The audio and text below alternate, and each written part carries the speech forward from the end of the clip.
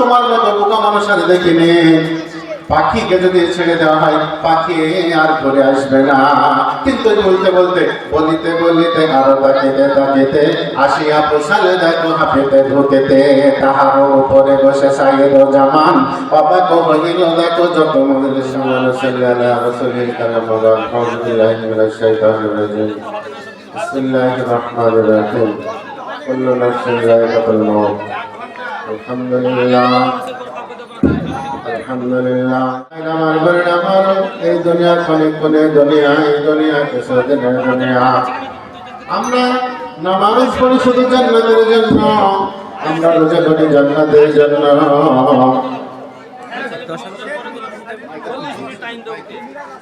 তাই এই নামাজ আমরা শুধু জান্নাতের জন্য পড়ি। আহাকে জান্নাত, আহাকে জান্নাত আজম নিয়ামত সাজায়া রেখেছে সায়। সেই জান্নাত যে জান্নাতে খালিদিনা ফিহা, মহান আল্লাহ তাবারাক তাআলা বলেন চিরস্থায়ী সেই যারা জান্নাতের মধ্যে যাবে। ইসলাম বিরোধী বন্ধরে আমার একদিকে গভীর নহরে চলে যাবে, একদিকে মধুর নহর চলে যাবে। আহাকি জান্নাত আজম নিয়ামত সাজায়া রেখেছে সায়। ফুলের বাগানে গেলে, ফুলের বাগানে গেলে হুরেরা বসিবে গলে, ফুলের বাগানে গেলে হুরেরা বসিবে গলে, নেচে নেচে শোনাইবে গান। আহাকি জান্নাত আজম নিয়ামত সাজায়া রেখেছে সায়। কালে সকালে নাহাই কত রঙিন তাই রাখে আছে সব ঘরে ঘরে। ফুলের বাগানে গেলে হুরেরা বসিবে কোলে, ফুলের বাগানে গেলে হুরেরা বসিবে কোলে, নেচে নেচে শোনাইবে গান। আহাকে জান্নাত আজব নিয়ামত সাজায়া রেখেছে সায়। ভাই নামাজ সেই জান্নাতের জন্য আমরা নামাজ পড়ি, রোজা করি, জান্নাতের জন্য আমাদের জীবন দিতে হয় না। কিন্তু সেই সাহাবায়ে কেরামরা জীবন পর্যন্ত দিয়ে দিয়েছে, জীবন পর্যন্ত দিয়ে দিয়েছে। আজকে আমরা নামাজ পড়তে গিয়ে দ্বিধাবোধ করি, রোজা করতে গিয়ে কণ্ঠিত করি, ইসলাম বিরোধী বন্ধুই আমার। কিন্তু সেই সাহাবারা জীবন পর্যন্ত দিয়ে দিয়েছেন। আপনারা শুনেছেন সাঈদ রাদিয়াল্লাহু তাআলা আনহুর ঘটনা।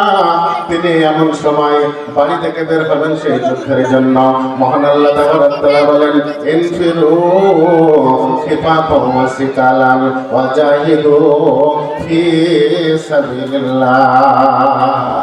ইসলাম বিরোধী বন্ধুরা আমার, মহান আল্লাহ তাবারাক তাআলা কোরআন মাজিদের মধ্যে ঘোষণা করলেন তোমরা যে অবস্থায় থাকো না কেন, হালকা অবস্থায় থাকো, ভারী অবস্থায় থাকো, এক কথায় যে অবস্থায় থাকো না কেন, আল্লাহর রাস্তায় ঝাঁপিয়ে পড়ো। সাঈদ রাদিয়াল্লাহু তাআলা আনহু তিনি বাড়ি থেকে বেরিয়েছেন, বেরোবেন এরকম অবস্থায় মা জননী চিৎকার করে ডাকছে বেটা সাঈদ, বেটা সাঈদ, এখনই তোমার নবজাত সন্তানের জন্ম হলো, তুমি তাড়াতাড়ি একবার বাড়ি চলে এসো। সাঈদ রাদিয়াল্লাহু তাআলা আনহু তিনি কোনো রকমে বাড়ি ফিরলেন না। তিনি বীর বিক্রমে যুদ্ধ করতে শুরু করলেন। যুদ্ধ করতে করতে দেখা গেল মুসলমানদের হার হয়ে গেল। বাহারানে যুদ্ধ হলো, মুসলমান হেরে গেল, বন্দী হলো ৭০ জন। বাহারের বাদশাহ সঙ্গে সঙ্গে রায় দিয়ে দিল, সঙ্গে সঙ্গে ঘোষণা করে দিল যে ৭০ জন বন্দী তাদের ফাঁসি কাস্টে ঝোলানো হবে, তাদেরকে এই আগামীকাল ফাঁসি দেওয়া হবে। সঙ্গে সঙ্গে সাঈদ রাদিয়াল্লাহু তাআলা আনহু এক এক করে আসে আর ফাঁসি দেওয়া হয়। এক এক করে আছে আর বলে তোমার কি মনোবাঞ্ছা? সঙ্গে সঙ্গে বলে তাকে সেই মনোবাঞ্ছা পূর্ণ করা হয়। যখন আসিল পালা আবু সাঈদের, হোসাইল মনোবাঞ্ছা কাল বিদায়ের। যখন আবু সাঈদের পালা চলে এলো, সাঈদ রাদিয়াল্লাহু তাআলা আনহু বলছে সাঈদ তোমাকে আমার খুব পরিচিত মনে হচ্ছে, তোমাকে আমার খুব চিরাচিরি মনে হচ্ছে, বলো সাঈদ তুমি কি চাও, তুমি শেষের বেলায় কি বলতে চাও? সাঈদ রাদিয়াল্লাহু তাআলা আনহু বলেন হুজুর বাদশা জাহাপানা আমি এমন কিছু আপনাকে বলতে চাই না, কিন্তু আমি যখন বাড়ি থেকে বের হয়ে চলে এসেছি, মা জননী আমাকে ডাক দিয়ে বলল, বেটা সাইদ, একবার তুমি ঘুরে এসো বাবা, তোমার নবজাত সন্তানের জন্ম হলো, একবার মাত্র দেখে যাও, তোমার সন্তানকে দেখার পরে জীবনের মতো তুমি চলে যাও।